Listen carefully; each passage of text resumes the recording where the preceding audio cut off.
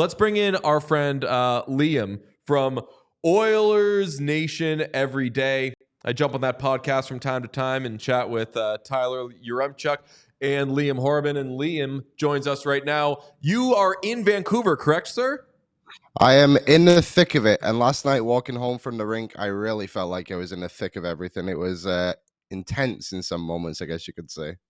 You haven't been to a Vancouver post game until the hotel shuttle has to drive way around British Columbia because the city is on fire, my friend. So you got it good. Yeah, there's not come to that yet, but it was very nice of Canucks fans last night for every single one that walked past the bar we were in to come by and just say a couple of friendly words to us as I was trying to enjoy a nice drink before going to bed. I have to ask, before this series started, there was a lot of chatter about how much the Oilers fan base and the Canucks fan base fucking hate each other and like how toxic it is. And as a stupid American, I didn't really know that. I agree with that. So I kind of want to hear from your perspective, why are you two fan bases so toxic towards each other? Well, I think one part about it is these teams haven't been good at the same time for a long time now. And now, so it's either been Vancouver's just beating the crap out of us or we're beating the crap out of Vancouver. And now it's got to the point where both teams are really good. Vancouver have pretty much rolled the Oilers all season. And now, as Oilers fans, we've had our excuses. The Oilers went who they were at the start of the year, who they are now.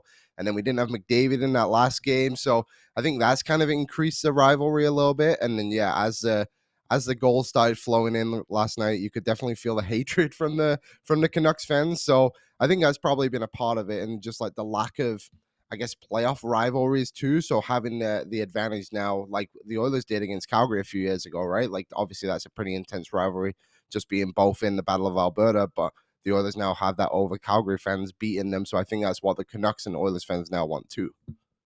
Obviously, things did not go your way last night. A lot of things to be concerned about after that game, but what concerns you the most? Is it Stuart Skinner? Is it Cody Ceci, Darnell Nurse? Is it Leon Draisaitl's health? Is it something else? Where do you power rank your concerns after game one?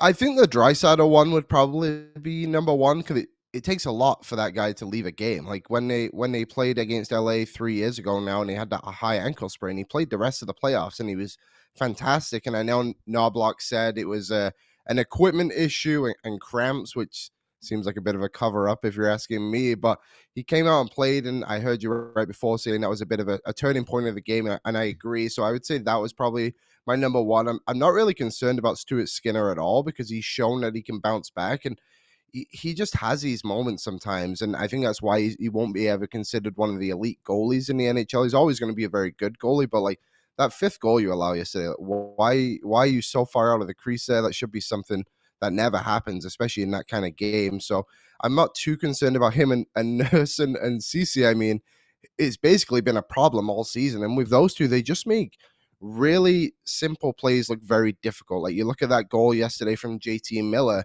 If you go back a little bit ahead, it's because Nurse fails to get the puck out of the zone when he has no pressure on him. So those guys are a concern. So I guess if I had to rank those three, I would go Draisaitl, Nurse, and then Skinner. I'm going to just rewind a little bit. What happened in that game? Just in general, what happened? I think the Oilers got too comfortable holding a lead. They saw that game against LA when it was 1-0, and they kind of realized that LA was going to put so much pressure on them that they adjusted their game plan to basically we're just going to defend and just dump pucks and kill the clock. And they tried to do that again in game 5 against the Kings, and it worked. And the Kings got one goal, but I would say they had a little bit more pressure as well than they maybe did. The Oilers relaxed a little bit too much. And then last night, it was just the same thing. Skinner did bail them out a couple of times. The Connor Garland breakaway, and Dakota Joshua had one on the power play. I think it was in the second period. And it's you're almost relying on your goaltender a little bit too much to make some crazy saves. And then the offense just completely dried up. And I think it's because they were trying to kill the clock. And I think another thing too is Connor McDavid was playing with Matthias Janmark last night. And Tyler and I spoke about this on our show.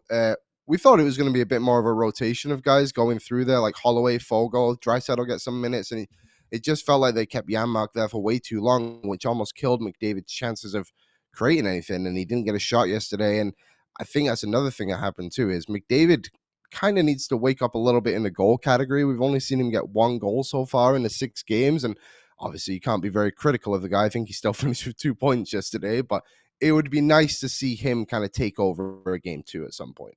Yeah, for those who don't know, last night was the first time in 55 career playoff games that Connor McDavid did not register a shot on goal. It's funny you talk about who they were playing with McDavid.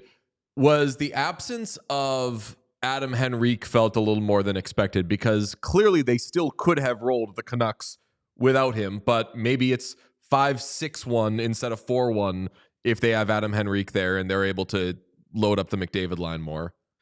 Yeah, I agree. I think he was much more noticeable, his absence was, than you would expect. He just plays so simple, and the plays he makes, I think people maybe don't notice as much, and that's why people maybe can be overly critical of what Henrique does, but he does just make simple plays that allow McDavid to get the puck back a lot quicker. He goes to get the pucks, and he is reliable. I hope it's not too long, and I think by the way the lines were through practice this week, it's not sounding like he could be out for that long. Like, I think game 3 could be a possibility if I'm just speculating. But I think one thing too, like Ryan Nugent-Hopkins hit the post in the last couple of minutes there too, when it would have made it 5-2, and that would have basically ended the game. So the Oilers did get some contributions from the other guys down the lineup, but they need to find someone to play with McDavid game 2 rather than Matthias Janmark, or like I said, try and do that rotation a little bit more. Are you actually worried about the Oilers right now? Because No. Everybody had the Oilers winning this series. I think now that the Oilers win in 5 games. I probably thought they were going to win in 5 games anyway, but we talk a lot about the Oil Shark Bowl, famously the game that essentially got Jay Woodcroft fired, where they lose to the Sharks. Very embarrassing. This team has needed wake-up calls this season. You don't want them to have wake-up calls, but they've had some, and I'd rather them get it in game 1 against a team that they could roll than a worse time, than let's say a game 6 or a game 7. So are you panicky about this? No, not at all. I think the Canucks are obviously good, and I think maybe a little bit underestimated by fans too. I mean, they do have some good players on that team, but I think the Oilers can just be better. Like, they're not allowing 5-5-on-5 goals very often. Their penalty kill was still great last night. Their power play went 1-for-1. So, I mean, what's there to worry about? The Canucks basically beat them with one line who showed up because the Oilers shot themselves in the foot with the Skinner mistake. CC allowed, I think it was Lindholm, just to stay wide open in front of the net. They've just got to play just simpler game, and they'll be completely fine.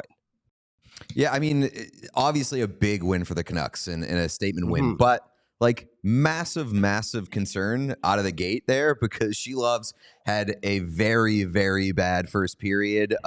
The Cody Ceci goal, then the trickler from Zach Hyman through the legs, like that still concerns, and their power play still looks like a fucking mess.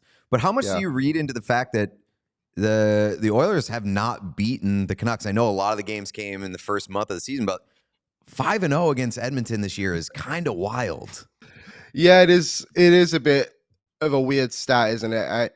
I'm not too worried about that either, but it is like, if it happens on Friday, then it's like, okay, well, you haven't beat this team all season, and I think a doubt would creep in a little bit. But like I said, last night the Oilers had that game in the bag, and then they just decided they didn't want to attack anymore. They didn't want to shoot on Solars, who had allowed 2 pretty bad goals in the second period, like you said. So I just think they'll go back and watch this game and then realize where the areas they can beat them, because the Canucks aren't getting anything from Elias Pettersson. Like, that last night when we were at the game, before things went in the Canucks' favor, people were yelling at Pettersson to get off the ice. They didn't want him out there, which was a crazy thing considering how good he's supposed to be. So yeah, I mean, like I said, if it gets to 6-0, then we might have a problem, but I don't think you're in trouble until you lose on home ice in the playoffs. But that's also where I would play devil's advocate too, is that like the Canucks got a very bad game from Shelovs, and their power play hasn't put it together. Elias Pettersson hasn't put it together.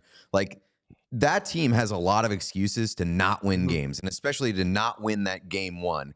And they found a way. They found a way to get through Nashville. They do seem like a team that will fucking find a way. Opportunistic. You're right. Yeah. So that's the way if I'm playing devil's advocate, that's the credit that I'm giving the Canucks.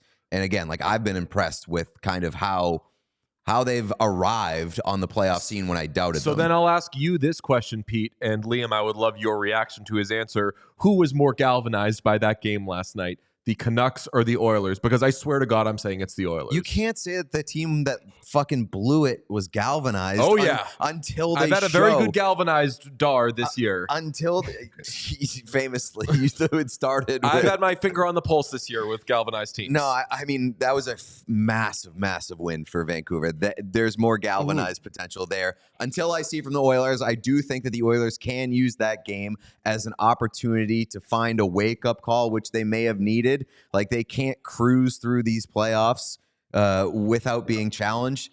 It could be a galvanizing game, but the next game would be galvanizing, not that game. Let me tell you something about some of your language there. If galvanization and wake-up call have sex, the kid's going to look weird because that's how closely related those two things are. Okay, so I think we're kind of speaking the same language. I'm saying it has and agreeing. It has galvanization potential and wake-up call potential, but you need to get there first. Were the Colorado Avalanche galvanized after the Game 1 loss to the Jets? Because it's basically a one-to-one. We've talked about this. They were Georgiized. Well, yeah, I know, but I'm saying like they were 0-4 against the Jets during the regular season, lost Game 1. So to answer your question, were the Avs galvanized after Game 1 or after Game 2? I'm thinking all signs point to in retrospect, maybe after Game 1. All signs point to galvanizing for the Oil guys. Who do you think was more galvanized? I mean, I see what you're saying, Pete. Like Vancouver, how could you not be, right? Like you come from behind like that. But I think the Oilers have proven in the past that they can just bounce back from these games. Not with ease, that's the wrong way to put it, but they lose Game 2 against the Kings this year and then go into the Kings barn and win 6-1.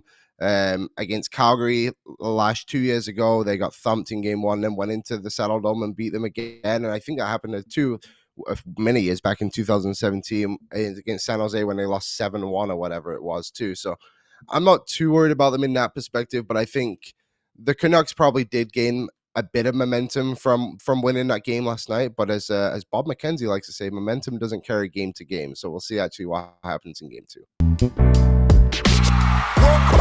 We all silly like the mayor.